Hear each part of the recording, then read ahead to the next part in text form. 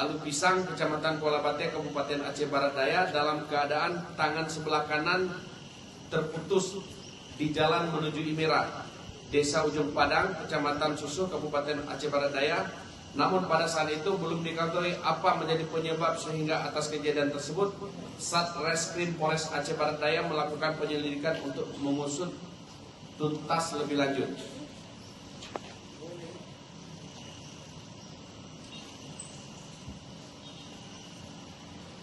Kronologis penangkapan, menindaklanjuti laporan tersebut, Satuan Reskrim Polres Aceh Barat Daya kemudian melakukan penyelidikan terhadap perkara tersebut, dan dari hasil penyelidikan terhadap perkara tersebut diduga telah terjadi kealpaan yang menyebabkan orang lain mengalami luka berat yang kemudian meninggal dunia, yang dilakukan oleh seseorang lelaki tanpa ada unsur kesengajaan.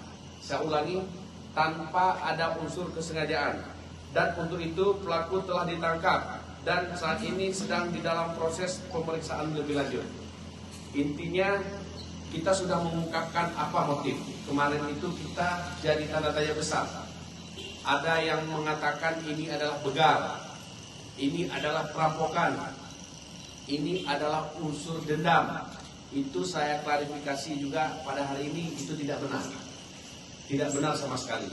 Yang benarnya adalah beliau atau saat ini almarhumah telah terjadi laka kerja yang dilakukan oleh pekebun setempat, sehingga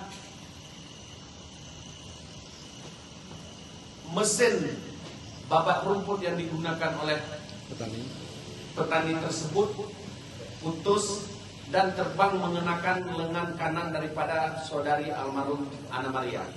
Itu yang sebenarnya, Ana Mutia. Itu yang sebenarnya. Tidak ada motif lain, tidak ada unsur dendam, tidak ada